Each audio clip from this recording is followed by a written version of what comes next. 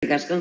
Bueno, gobernu zentralaren aurrekontuak badirudi aurrera aterako direla aurtengoan ere, horiek babesteko ituna aurkeztu zenuten atzokoan eta zenbait gai barne biltzen ditu akordioak, autogobernuarekin, memoriarekin edota babes sozialarekin lotutakoak besteak beste.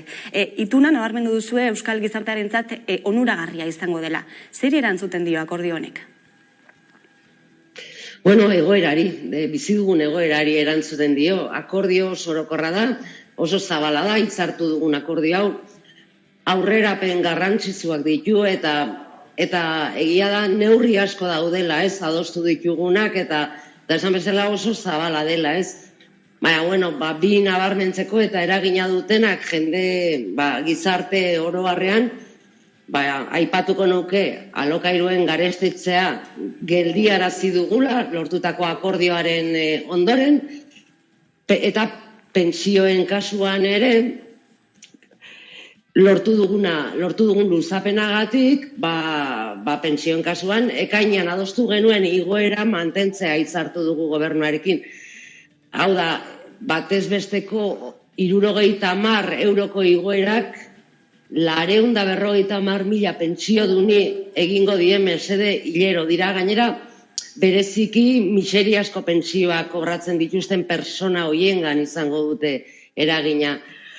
Hortik aparte, baditugu hainbat lorpen esango nukenik eta benetan guretzako ez dakit poza berezia ematen digutenak eta dira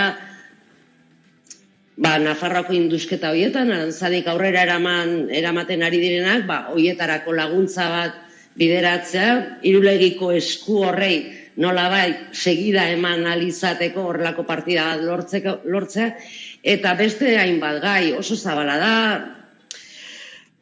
eta bueno, oso zaila da gainera danak murriztea zen neurri asko dira, atzo adierazi genuen bezala. Bai, dena den, deigarria izan da baita ere, Sánchezen aurrekontuei baiezko eman diozuen egun berdinean azaltzea Jaurlaritzaren aurrekontuak ez dituzuela babestuko. Mezu bat izan da, eaiotarentzat? Nei iruditzen zait gertatzen ari dana dela, gai honetan, aztertu beharko litzatekeela zergatik posible den Madrilen akordioak lortzea, Iruñan akordioak lortzea posible den bezala, eta Gasteizen ez.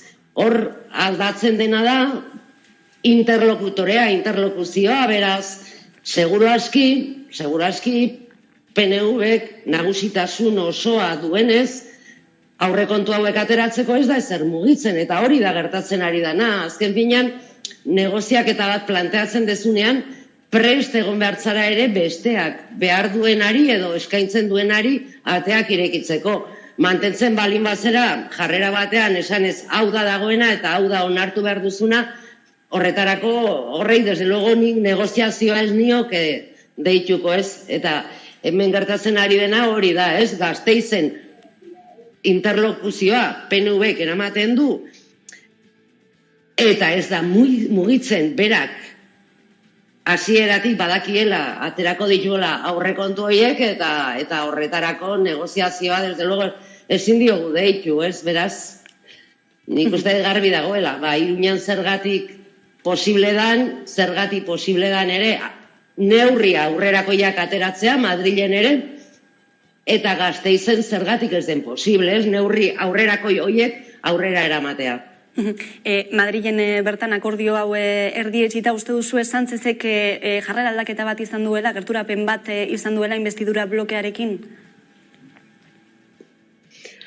Nik uste behartuta dagoela, ez? Momentu honetan eta hemen eta batez ere ezkerra aldeko alderdiok hemen gaudenak eta batez ere katalanak eta euskaldunak, hau da, ezkerreko independentismoari erantzun behar diola eta behar duela, ez, mantentzeko, gobernu hau mantentzeko, guk askotan esan dugu hau dela babestuko duguna, politika baldin eta beti politika aurrerakoiak eramaten balin baditu eta gure lurraldearen eta gure biztanlegoaren alde aurrera egiten bada, bide horretan hor gaude eta behar gaitu ze mantendu nahi balin badu gobernuan, hori da behar duena, ez? Beraz, horrei erantzuten dio behar batei, eta ongi dago, eta nik uste askotan esan dugun leiho hori, irekitzen den leiho hori, aprobetxatzen dugula eta Euskal Herriaren eta herritarren babeserako eta onurak lortzeko izango dela.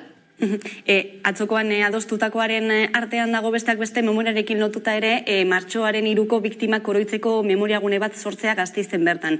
Estatu terrorismoaren biktimak gogoan izan dira gurean, azken egunotan ere, azaroaren 20an, eta oraindik ez da aitortza ofizialik haientzat gogoratu beharra, ezta? Eta bien bitartean eta egun berean ere ikusi dugu Madrilen nola izan ziren aldarri frankistak, hain zuzen memoria lege berria desafiatuta. Honek ez du inolako ondoriorik ekarriko? Lege honek gauza asko ditu, zulo beltz asko ditu, eta horrela esan genuen, bere garaian, hemen azertu genuenean legea, baina egia da gauza batzutan argia dela. Eta hemen, horrelako ekintzen aurrean hartu beharreko neurriak oso garbiak daude.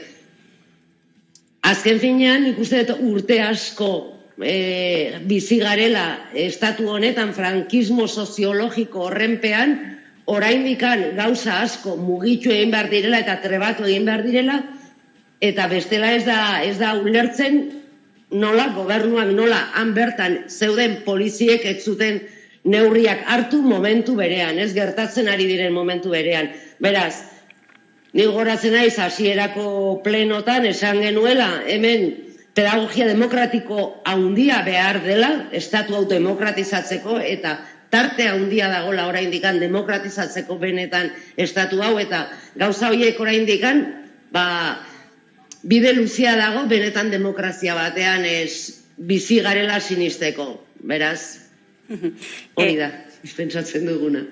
Azaroaren 25 ere gerturatzen ari da, emakumeen aurkako indarkeriaren kontrako eguna, eta testuinguru honetan soilik baietz legeak polemika piztu du. Sortu den zarata politiko guztia nola bizi ari zarete diputatuen kongresuan? Bueno, egia da zarata izugarria eraiki dela, eta eraikitza erabiltzen dut, ze horrela izan da, kanpaina orkestatu bat izan da, orain ikusten ari da, ja gauzak bere honetara etortzen ari direla, fiskaliak atzo emandako direktiba horri esker, baino kanpaina oso zikina izan da. Lege hau oso beharrezkoa da, eta nik uste erabili dela guzti hau politika feministen kontra ekiteko. Hori izan da, eta Montero ministra jaso duen jarraipena eta kanpaina zikin hori deitoragarria da, eta impresentablea da, eta nik uste, tensioakin bizi da guzti hori, ze azken finean danak dauka eragina, ez, eta edozein gaian agertu eginda, eta erabili da, akulu bat bezala, berdin zen, ze gaiaz aizinan hitz egiten, ze hau zen, mai gainean jartzen zena, eta eskuinak ederki asko erabili du hau, mina egiteko, eta batez ere nik uste, Monteroren kontra joateko, baina baita ere politika feministen kontra joateko. Bestalde Melillan gertatutakoaz ere galdetuko dizugu, izan ere PSOEk eta PPek ikerketa batzorde bat eratzea eragutzi dutelako, baina ere gehiago PSOEk alde bakarrez baztertu egin duelako Melillan gertatutakoaren bideo horiek kongresura heltzea. Zein irakurketa egiten duzula? Larria dela, ez. Hemen ikusi dugu eta,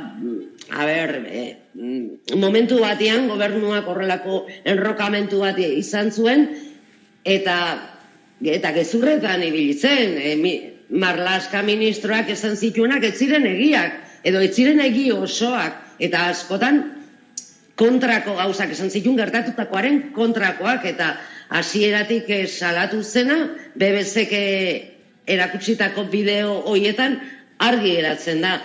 Bihar Jon Iñarrituk ikusiko ditu, bihar barkatu, jarriko dira, esan digute, jarriko direla gure esku edo guk ikusi ahal izateko bideo osoak, bere osatasunean, hor frogatuko dena, nik uste, oraindik gehiago berrestuko duela batzorde bat behar dela, ikerketa batzorde bat behar dela, azken finean, hau oso larria da, gertatu dena, Eta hemen argipen asko behar dira eta gobernuak argipen horiek eman behar ditu. Badi, jarraituko dugu gaia gurean ere. Mertxe Aizpurua EH Bilduren bozeramailea kongresuan, mila esker gaurkoan gurean izateagatik. Zuei.